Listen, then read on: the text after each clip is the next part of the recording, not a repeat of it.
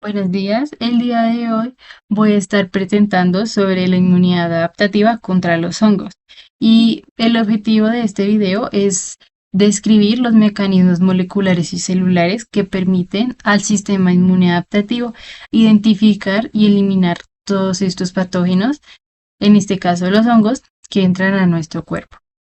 Lo primero que hay que tener en cuenta es que el cuerpo no ataca igual a todos los hongos. Hay que tener en cuenta si el hongo está afuera, o sea, de forma extracelular, en las mucosas, como en las mucosas de la cándida. Aquí son muy importantes los neutrófilos y los TH17. Pero tenemos el otro lado, si el hongo se mete dentro de nuestras células, o sea, intracelular, como el histoplasma. Ahí cambia por completo el sistema de ataque y cambia a una respuesta en forma de TH1 y CD8 para destruir como ese refugio o esa célula en donde se está escondiendo el hongo. Ahora, hablando de las barreras de defensa, tenemos la primera barrera que sería la barrera epitelial. Entonces, aquí actúa el TH17, que es como la estrella de esta defensa que se da en las mucosas. Y este mecanismo es clave porque aparece el primer reconocimiento mediante las células dendríticas que reconocen y detectan esos glucanos que están en la pared del hongo a través de los receptores como la dectina 1. ¿Y esto por qué es importante? Porque si este reconocimiento falla, aparecen cuadros como la candidiasis mucocutánea crónica, donde el cuerpo simplemente no puede frenar como al hongo en la superficie. Y eso va a hacer que de ahí en adelante se afecten los demás procesos. Ahora vamos con la diferenciación y desarrollo del linfocito TH17.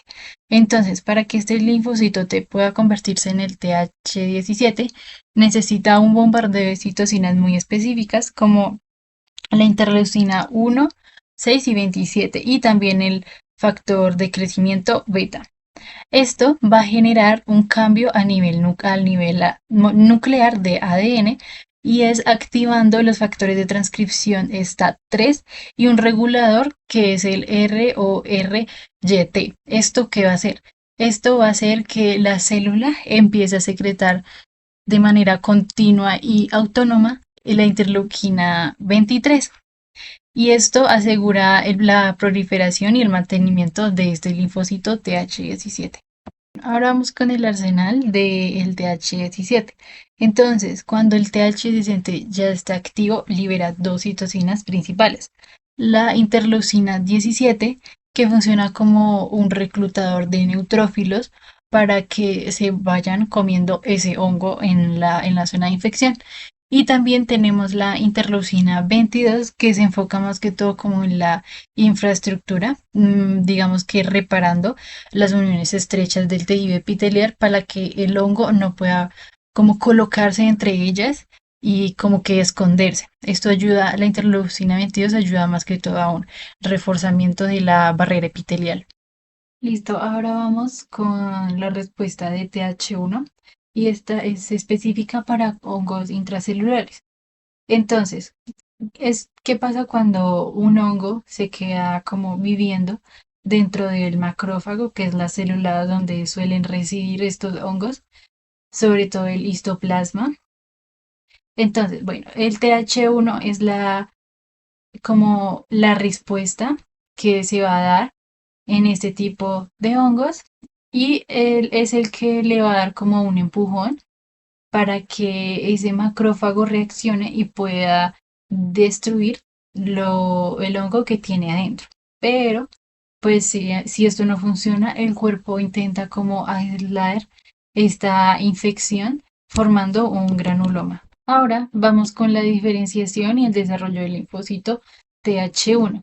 Y esta, bueno, para que se pueda empezar a diferenciar, necesita la interleucina 12 y el interferón gamma. Esto va a empezar a diferenciarse y va a desencadenar una cascada de sinasas de la vía Jack-Stat y va a tener un regulador llamado TB.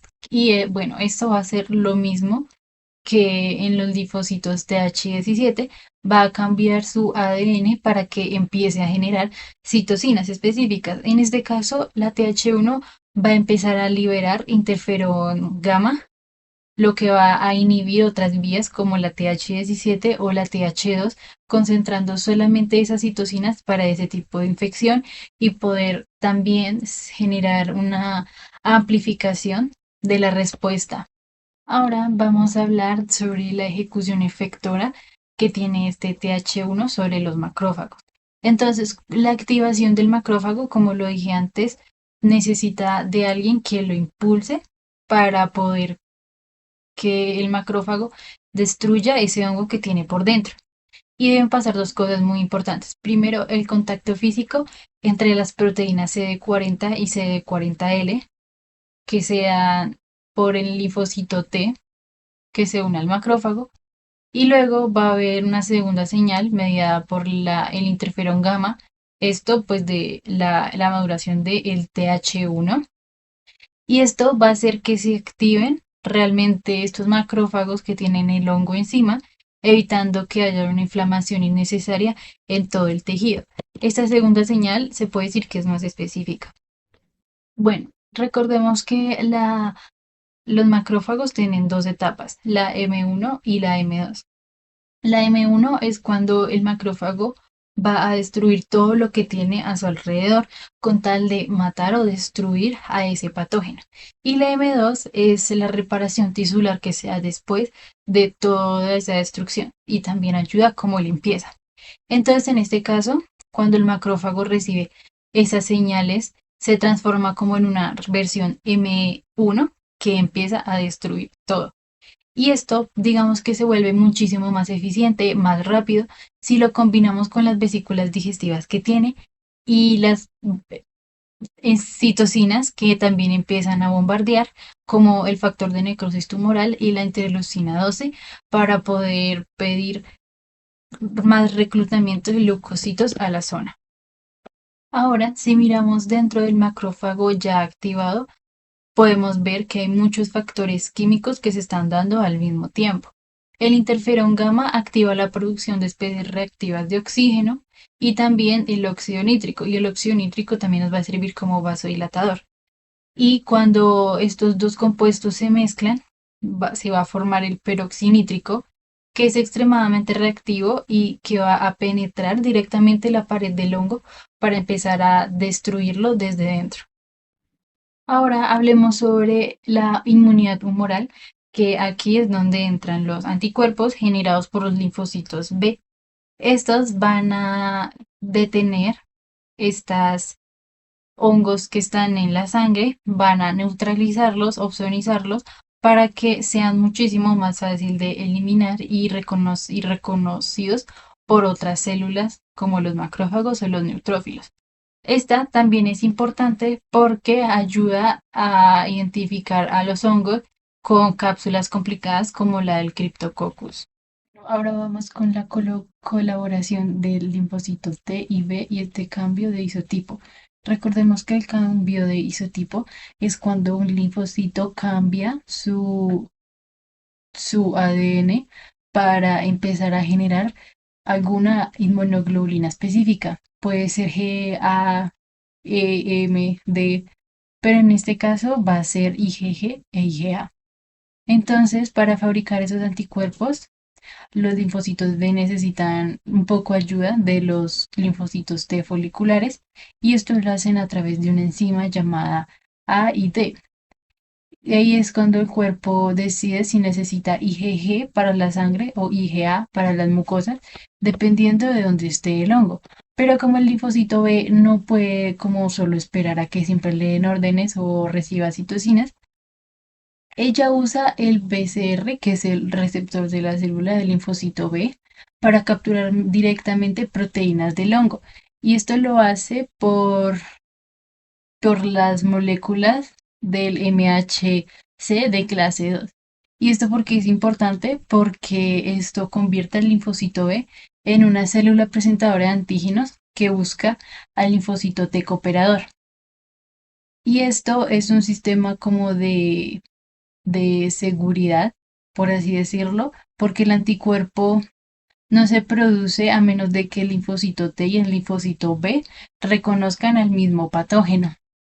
Entonces, en el centro de esta imagen podemos ver una interacción física donde el CD40L del linfocito T se acopla al CD40 del linfocito B. Entonces, esta unión no solo es como un contacto, sino es más que todo como una señal para que el linfocito B empiece a proliferarse de manera excesiva. Y lo más importante es para que no entre a apoptosis. Y sin esta interacción física, el linfocito B no podría evolucionar y tampoco podría producir IgM de alta afinidad, lo que pues es un poco ineficaz contra las paredes tan gruesas que tiene el hongo. El hongo está en una ubicación específica del cuerpo y el cuerpo pues necesita el anticuerpo adecuado para que pueda combatirlo en ese lugar. Entonces el TFH, que son los linfocitos T foliculares, liberan citocinas como la interleucina 4, 21 y el factor de crecimiento beta.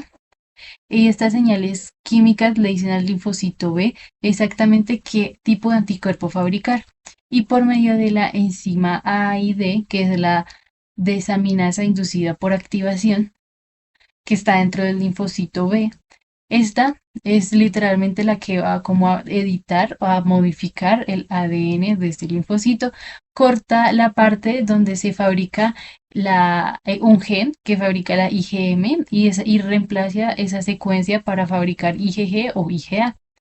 Y bueno, al final este factor de crecimiento eh, es importante porque si existe va a priorizar más la IgA. Y esta va más que todo a encontrarse en las mucosas y va a evitar que el hongo se adhiera al epitelio. Pero si hay otras señales, se empieza a producir IgG, que es el que circula por la sangre para opsonizar al hongo y facilitar a los macrófagos para que lo detecten más rápido por sus receptores de alta afinidad. Bueno, ahora vamos con los linfocitos TC18, que pues esta es como la eliminación de último recurso que se hace para eliminar hongos de manera intracelular. ¿Y qué pasa? Es que si el hongo rompe el fagosoma y se escapa del citosol, las toxinas normales pues ya no le van a llegar al hongo para destruirlo.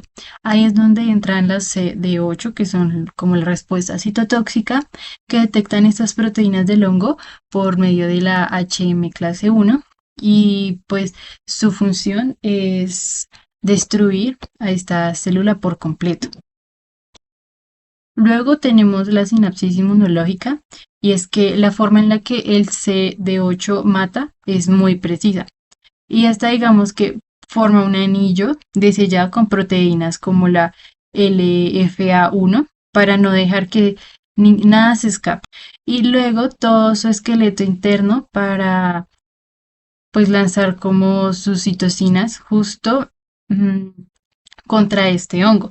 También esto ayuda para proteger a las demás células vecinas que no están infectadas. Por último, tenemos las proteínas efectoras, que son las perforinas y granzimas, que es un mecanismo de apoptosis inducida, y este consiste en que las perforinas abren como huecos en la membrana y las granzinas son las que entran para activar las caspasas y esto obliga a la célula a inducir a apoptosis, eliminando así como pues el escondite del hongo, o sea, los macrófagos, y poderlos tener más controlados. Por último, tenemos como un resumen final y es que si el hongo es extracelular, pues mandamos a la TH17 y anticuerpos. Si es intracelular en vesículas, usamos TH1 y macrófagos. Y si se escapa del citosol, los CD8 terminan pues este trabajo eliminándolos de manera definitiva. Y al final, pues la idea es sobrevivir a esta infección en cuestión de horas.